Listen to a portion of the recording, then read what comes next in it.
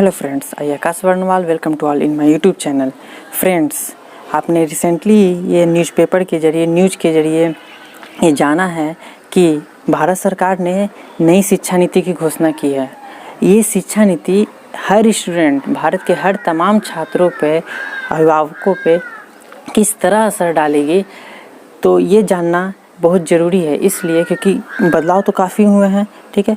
तो मैं इस वीडियो में आपको फुल डिटेल बताऊंगा कि एजुकेशन सिस्टम में अभी जो बदलाव हुए हैं वो किस बेसिस पे हुए हैं, क्या क्या हुए हैं। और बहुत ऐसे छात्रों के मन में, पेरेंट्स के मन में ये कन्फ्यूजन है कि बहुत ऐसे क्वेश्चन हैं वैसे जो क्लियर नहीं हुए हैं, तो उसको भी 4-5 ऐसे क्वेश्चन हैं जो मैं आपको पूरी तरह से क्लियर करूँगा। तो प्लीज़ आप इस वीडियो में बने रहिए।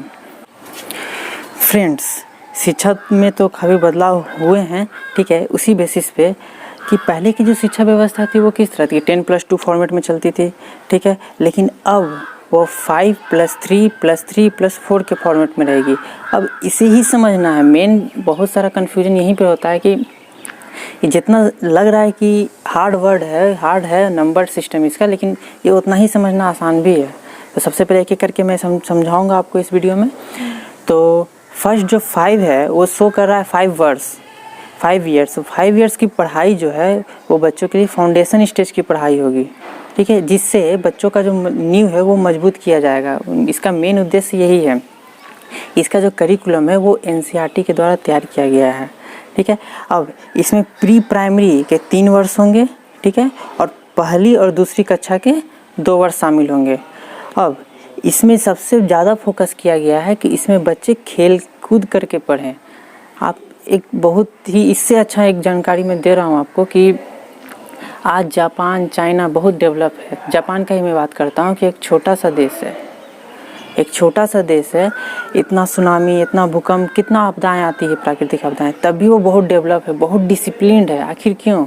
इसका मुख्य कारण है कि वहाँ का एजुकेशन सिस्टम डिसिप्लिन का सबसे मुख्य कारण है। वहाँ 5 क्लास तक के बच्चों का एजुकेशन सिस्टम, वहाँ के एजुकेशन सिस्टम के अनुसार 5 क्लास तक के बच्चों का क्या होता है कि एग्ज़ाम नहीं होता है। वहाँ पर सबसे पहले सिखाया जाता है कि डिसिप्लिन, खुद का काम कैसे करना है, दूसरों की हेल्प क्या करना है। व्यवहारिक ज्ञान जो है, जो हमारी संस्कृति है, सभ्यता है, व्यवहारिक ज्ञान को सिखाया जाता है। एक मतलब अपने पैर में एक नींव तैयार किया जाता है। कहते हैं ना कि अगर नींव तैयार रहेगा, कोई भी बिल्डिंग तैयार होता है, अगर नींव तैयार है, अच्छा है अगर मतलब, तो फिर क्या होता है, बिल्डिंग में बहुत अच्छा बनता है। बस वही कारण है कि इतना डिसिप्लिन शुरू से सिखाया जाता है कि आज भी वो लोग इतना पंक्चुअल, इतना डिसिप्लिन है कि अपने हर काम को इतना अच्छा से करते हुए आज टेक्नोलॉजी के मामले में या हर क्षेत्र में काफ़ी वो आगे हैं। तो इस तरह का मतलब जितने भी हैं, तो क्या हुआ कि इसरो, DRDO सब के काफ़ी साइंटिस्ट लोग मिल के इस पर रिसर्च किए। लगभग 1 लाख लोगों से राय ली गई और जो हमारे इस एजुकेशन सिस्टम में इस बदलाव किया गया है। अब जब बात रही बच्चों की, तो अब इसकी किताब का बोझ पहले जितना नहीं रहेगा। अब बच्चे खेल करके पढ़ेंगे, ठीक है। इससे क्या होता है, माना जाता है, रिसर्च में ये पाया गया कि क्लास मतलब 3 ईयर से लेकर 8 ईयर तक का जो बच्चे रहते हैं, उनका दिमाग काफ़ी विकसित, न्यूरोप्लास्टिसिटी जो रहता है काफ़ी डेवलप रहता है। इस कारण से क्या होता है कि वो जल्दी कैच कर पाते हैं किसी भी चीज़ को, ठीक है। तो अब बात है कि काफ़ी जल्दी सीखते भी हैं वो, ठीक है, मतलब खेल करके पढ़ना है। तो ये हुआ आपका क्या, 5 ईयर की पढ़ाई। अब नेक्स्ट आता है 5+3, ठीक है। अब 3 के बारे में जाएंगे। 3 क्या है? 3 है कि नेक्स्ट 3 ईयर, मतलब 3 क्लास, 4 क्लास एंड 5 क्लास, ये जो है बच्चे का फ्यूचर डिसाइड करेगा। इसमें science, math, social studies, humanities, ये सबसे बच्चों को इंट्रोड्यूस कराया जाएगा कि धीरे धीरे वो इसको समझ सकें। फिर अगला जो नेक्स्ट 3 ईयर होगा, 5+3+3, वो मिडिल स्टेज के रूप में जाना जाएगा, जिसको कहते हैं 6 क्लास, 7 क्लास एंड 8 क्लास। ये जो तय पाठ्यक्रम है इसके हिसाब से होगा। ऐसे मैं आपको और डिटेल से पूरा बताऊंगा। अभी मैं इसका सिर्फ 5+3+3+4 का मतलब बता रहा हूँ। अब लास्ट का बचा 4, वो क्या शो करता है, वो 9, 10, 11 एंड 12। इसमें छात्रों किसी भी विषय के अगर प्रति गहरी रुचि है तो उसमें उसको और अपनी रुचि को बढ़ाते हुए उसको अपना कैरियर के रूप में दे सकते हैं। उनका विश्लेषण क्षमता बढ़ेगा और वो अपने फ्यूचर का डिसाइड कर सकते हैं। भारत का एक भविष्य बहुत अच्छा ही तैयार होगा, ठीक है। अब इसी के बेसिस पर मैं बताऊंगा कि सबसे मेन चीज़ कि जो स्ट्रीम सिस्टम है मेरा, स्ट्रीम 3 यूज होता है आपका, एक आर्ट्स हो गया, कॉमर्स हो गया, साइंस, ये मेन 3 है।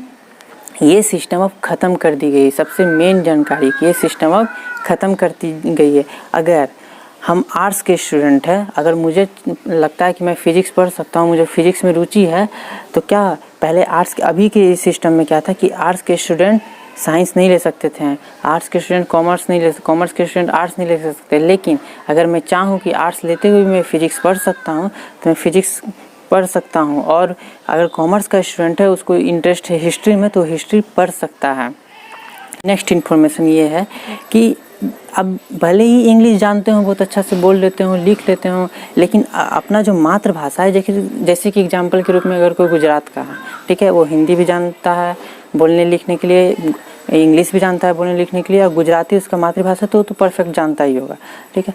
तो अब क्या होता है कि उसको एक वेटर फील होता है गुजराती में ही, भले ही वो इंग्लिश लिख लेता है, बोल लेता है। इसीलिए इस बेसिस पे भी और भी क्या किया गया है कि जो स्थानीय लोकल लैंग्वेज है या जो उनकी मातृभाषा है, इस पे क्लास 5 तक के स्टूडेंट को उसी लोकल लैंग्वेज में ही या उसके जो मातृभाषा उसमें ही पढ़ाई जाएगी। अब बात रहा इंग्लिश का, तो इंग्लिश एक सब्जेक्ट के रूप में रहेगा। अगर मान लीजिए कि गुजराती है तो क्या चाहेगा, गुजराती में ही वो क्या अपना लैंग्वेज को पढ़ सकता है, मतलब जो भी सब्जेक्ट होगा उसको जानकारी ले सकता है, क्योंकि उसी से नॉलेज मिलेगा, क्योंकि वो जल्दी कैच करेगा। अब चलते हैं नेक्स्ट इन्फॉर्मेशन में। क्लास 9 से 12 जो लास्ट का 4 था, क्लास 9 से 12 क्या था, पहले 10 देना पड़ता था, फिर 12 देना पड़ता था, लेकिन अब ये सेमेस्टर वाइज होगा, मतलब 4 ईयर है तो 8 सेमेस्टर होगा।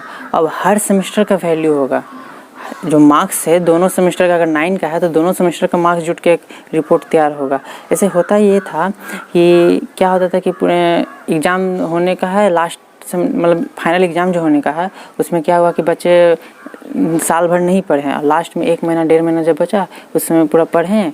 फिर ऐसे क्या होता था कि बहुत ऐसे बच्चे थे कि अच्छा मार्क्स भी लेते आते थे, लेकिन उनका सही नॉलेज नहीं मिल पाता था, वो बस मार्क्स पे ही डिपेंड रह पाते थे।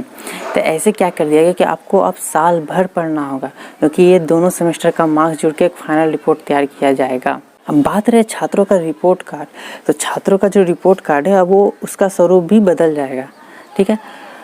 फाइनल जो मार्क्स देते थे, वो फाइनल मार्क्स देते हुए आपका करिकुलर एक्टिविटी देखा जाएगा, आपका माइंड देखा जाएगा कि किस तरह आप अवेयर हैं, ठीक है, एक्स्ट्रा एक्टिविटी में आपके किस तरह भागीदारी है, आपकी मानसिक स्ट्रेंथ, मेंटल स्ट्रेंथ क्या है, उसके हिसाब से 360 डिग्री असेसमेंट के आधार पे आपको मार्क्स दिया जाएगा, जिसका आप खुद से असेसमेंट करेंगे उसका मार्क्स मिलेगा, आपके फ्रेंड आपके सहपाठी असेसमेंट करेंगे आपको उसका मार्क्स मिलेगा, और जो टीचर असेसमेंट करेंगे उसका मार्क्स मिलेगा। तो आपको एक फुल रिपोर्ट तैयार किया जाएगा। अब पहले क्या होता था कि 10 का अलग मार्कशीट बन गया, 12 का बन गया, लेकिन अब से क्लास 1 से लेकर क्लास 12 तक आपका एक पूरा रिपोर्ट तैयार होगा, आपका स्कूली शिक्षा का पूरा एक रिपोर्ट, फाइनल रिपोर्ट तैयार होगा, जो कि आर्टिफिशियल इंटेलिजेंसी के तहत ही तैयार होगा, पूरी तरह से ऑनलाइन।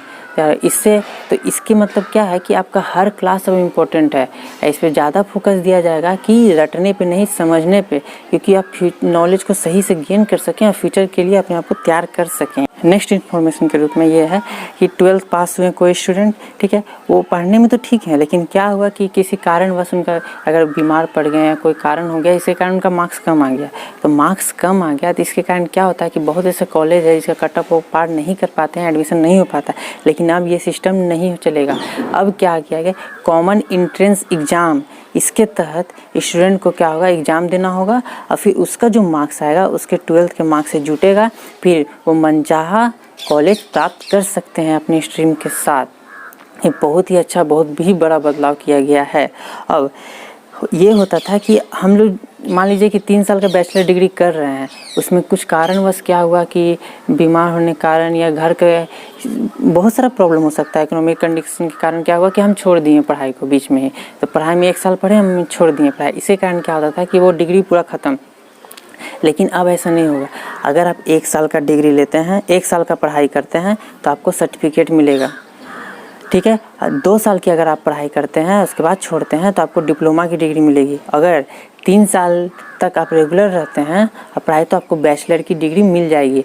और इसे 4 साल में भी कर दिया गया है कि 4 साल में क्या होता है कि 4 साल अगर कर लेते हैं तो आप एमफिल का जो एग्ज़ाम है वो पूरी तरह से ख़त्म कर दिया जाएगा। एमफिल ना देकर डायरेक्ट आप पीएचडी भी कर सकते हैं, रिसर्च के लाइन में जा सकते हैं। बहुत ही अच्छा बदलाव किया गया है कि अब हर के पास एजुकेशन रहेगा, हर के पास सर्टिफिकेट रहेगा कि मैंने भी नॉलेज लिया है। भले ही कुछ कारणवश मैंने छोड़ दिया था पढ़ाई, लेकिन मैंने भी 1 साल ही सही, लेकिन मैंने भी उस चीज़ का अपने क्षेत्र में उसका नॉलेज लिया है। ठीक है, अब ये तो हो गया आपका कि पूरा एजुकेशन सिस्टम कॉलेज के हिसाब से। ठीक है, और अगर बीच में चाहेंगे स्टूडेंट तो कुछ कारणवश छोड़ भी सकते हैं, नहीं तो अपना कुछ पढ़ाई भी कर सकते हैं। इस तरह के आईआईटी सब में भी काफ़ी बदलाव किए गए हैं कि और जो रैंकिंग है उस सबका सुधारा जा सके कि ग्लोबली हमारा जो कंट्री का जितने भी बड़े बड़े इंस्टीट्यूट सब हैं, जैसे आईआईटी मद्रास, आईआईटी दिल्ली, बहुत सारे हैं, आईआईएससी, तो उसको ग्लोबली एक नया रैंक, अच्छा रैंक दिया जा सके। ठीक है, इसमें भी काफ़ी बदलाव किए गए हैं। अभी जो मैंने आपको सिस्टम बताई वो मल्टी एंट्री और एग्जिट पे डिपेंड करता है, जो कि स्टूडेंट के लिए, जो कॉलेज स्टूडेंट के लिए काफ़ी फ़ायदेमंद है। अब चलते हैं नेक्स्ट इन्फॉर्मेशन में कि एक सबसे बड़ा जोड़ा गया है बैंक ऑफ क्रेडिट बनाया गया है। अब इसे समझना है कि ये है क्या। ठीक है, तो ये है कि जैसे अभी तो मान लीजिए कि हम अपनी क्लास में आर्ट पेंटिंग का हो गया तो प्लेइंग का अलग से कुछ ना कुछ कोर्स करवाया ही जाता है। ठीक है, लेकिन अब से वो क्या वोकेशनल रहता है, लेकिन अब क्या कर दिया गया है कि ये जो अलग कोर्स है, कुछ भी अगर आप अलग कोर्स करना चाहते हैं अलग से किसी भी चीज़ का, जैसे पेंटिंग का हो गया, किसी भी चीज़ का अलग से कोर्स करना चाहते हैं तो वो एक सब्जेक्ट के रूप में अब आ जाएगा। और उसका अब जब तक कीजिएगा, जहाँ तक उसका नॉलेज लीजिएगा, जहाँ तक गेन कीजिएगा उसका नॉलेज को, उसका एक क्रेडिट स्कोर बनेगा जो आपके बैंक ऑफ क्रेडिट में जमा हो जाएगा। अब वो जो स्कोर है आपके फाइनल रिपोर्ट जब तैयार होगा तो उसमें वो ऐड होगा। ठीक है, तो इससे भी काफ़ी बेनिफिट है स्टूडेंट को। इससे क्या होता है कि बहुत ऐसे स्टूडेंट रहते हैं कि पढ़ाई से क्या है कि सब तो स्टूडेंट जुड़े हुए नहीं है, जिससे करना तो सबको है। ठीक है, लेकिन बहुत से जिनका हॉबी रहता है पेंटिंग करना, उसी में अपना कैरियर बनाना चाहते हैं। ठीक है, तो पढ़ाई के साथ साथ अपना उसको मेन सब्जेक्ट के रूप में रखेंगे पेंटिंग को, और फिर क्या हुआ कि अपना फ्यूचर अच्छा से उसको तैयार कर सकते हैं, इसमें इंटर्नशिप ज्वाइन कर सकते हैं। ठीक है, अच्छा से तैयार तो शुरू से ही स्टार्ट हो जाएगा, क्लास 6 से स्टार्ट हो जाएगा, उसमें अपना स्टार्ट, और उसका मार्क्स भी जुटेगा। ये भी बेनिफिशियल है हम लोग के लिए। अब जितने भी यूनिवर्सिटी है जो संस्कृत की शिक्षा देते हैं उन्हें और बढ़ावा दिया जाएगा। ठीक है, हर कॉलेज में संगीत हो गया, कला हो गया, साहित्य है, इसे मेन सब्जेक्ट के रूप में अब कर दिया जाएगा कि स्टूडेंट जो है अब व्यवहारिक ज्ञान भी ले सके, व्यवहारिक ज्ञान, अपनी संस्कृति सभ्यता को जान सके, व्यवहारिक ज्ञान ले सके और एक फ्यूचर, भारत की सही फ्यूचर के लिए तैयार हो सकें। ठीक है, अब बहुत ऐसा क्वेश्चन उठता है कि जो क्वेश्चन मैं आपको बोला था कि बताऊंगा, तो कुछ देर में मैं आपसे डिस्कस करूंगा क्वेश्चन पे कि एक सबसे बड़ी और बदलाव की गई है कि जो प्राइवेट स्कूल है फीस, मनमानी फ़ीस करते थे फीस में, कि बहुत ऐसे क्या है कि रीएडमिशन का फ़ीस ले रहे हैं, तो एग्जामिनेशन का फ़ी, किस चीज़ का फ़ीस। बहुत ऐसे बच्चे हैं कि पढ़ना चाहते हैं प्राइवेट में, उनके माता पिता भी चाहते हैं कि प्राइवेट में उसको पढ़ाएं, अच्छी शिक्षा मिले, लेकिन फीस के कारण, इकोनॉमी अपना कंडीशन के कारण वो क्या करते हैं, नहीं पढ़ा पाते हैं। तो अब मनमानी फ़ीस पे लगाम लगाया जाएगा, एक फ़िक्स कर दिया जाएगा रेट कि हर प्राइवेट स्कूल राज्य सरकार के हिसाब से, राज्य के हिसाब से अपना क्या है कि हर प्राइवेट स्कूल अपना एक अमाउंट फिक्स कर दिया जाएगा, उसी हिसाब से सब अपना फ़ीस लेंगे। ठीक है, ऐसे तो ये अभी संसद में पास होना बाकी है, संसद में पास होगा, इस पे बिल बनेगी, ये जो बिल है अब कानून का रूप ले लेगी। ठीक है, तो उसके हिसाब से ये काफ़ी बेनिफिशियल है कि फ्यूचर के मतलब कहा गया है कि 2030 तक हर बच्चे के पास शिक्षा होनी चाहिए। ठीक है, ये लक्ष्य रखा गया है। ये जो एजुकेशन सिस्टम है बहुत दिनों के बाद, कई वर्षों के बाद बदलाव किया गया है, इससे काफ़ी अच्छा एजुकेशन सिस्टम है। और जो क्वेश्चन है वो क्वेश्चन मैं आपसे डिस्कस करने जा रहा हूँ। अब आते हैं क्वेश्चन पे, जो मैंने आपको शुरू वीडियो में बोला था कि मैं कुछ क्वेश्चन पे डिस्कस करूँगा। इसके जो क्वेश्चन है वो काफ़ी पेरेंट्स के मन में कन्फ्यूजन भी बना हुआ कि क्या ये सही है क्या गलत है। तो क्वेश्चन, तो सबसे पहला ये क्वेश्चन है कि 6ठी कक्षा से जो व्यावसायिक शिक्षा दिया जा रहा है तो उसका क्या फ़ायदा होगा, क्यों दिया जा रहा है मतलब। तो उसका ये आंसर है कि अगर मान लीजिए क्या है कि छठी कक्षा से व्यावसायिक शिक्षा दिया गया है तो रेगुलर मेन सब्जेक्ट हो गया, वो क्या है रेगुलर उसको सीख रहा है नॉलेज के रूप में, उसका स्किल को डेवलप कर रहा है अपने अंदर। मान लीजिए कुछ ऐसा होता है कि कुछ समय के बाद वो क्या हो सके स्कूल लाइफ छोड़ दे, मतलब कुछ कारणवश पढ़ाई छोड़ दे, तो वो जो स्किल सीखा है उस स्किल की मदद से क्या कर सकता है अपना काम स्टार्ट कर सकता है, ठीक है, कि वो बेरोजगार ना बैठे। और दूसरा सबसे बड़ी बात कि अगर वो रेगुलर रहता है, बरकरार रहता है, तो 12th के बाद में अगर उसे उसमें रुचि आ गई है, उसमें रुचि है, तो अपना उसमें क्या कर सकता है कैरियर बना सकता है।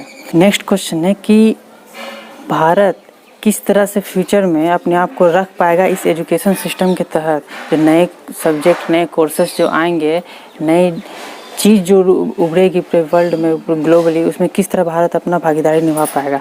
तो इसमें इस अभी बेसिस पे इस कारण से क्या गया कि अभी आर्टिफिशियल इंटेलिजेंस हो गया, मशीन लर्निंग हो गया, डेटा एनालिसिस हो गया, ये सब जो भी है कोर्सेस है ये काफ़ी आगे के रूप में डिमांडिंग कोर्सेस है ये। इसी कारण से ही क्या क्लास 6 से ही उन्हें तैयार किया जा रहा है और धीरे धीरे के हर तरह से उन्हें तैयार किया जा रहा है इस एजुकेशन सिस्टम के तहत, जिससे क्या हो सकता है कि वो अपने आप को पूरी तरह से डेवलप कर सकें, अपने माइंड को डेवलप कर सकें और स्किल के रूप में इसे अपना कैरियर भी बना सकते हैं। और सॉफ्टवेयर खुद अपना जिस तरह चाइना का खुद अपना फेसबुक का सॉफ्टवेयर खुद का है, व्हाट्सएप का खुद का है, ठीक है, टिकटॉक भी वो खुद का यूज करते हैं, हम लोग भी उनका यूज कर रहे हैं कि अब हम लोग क्या कर रहे हैं खुद का डेवलप कर सके। इससे कारण से क्या कि शुरू से ही शिक्षा दी जा रही है।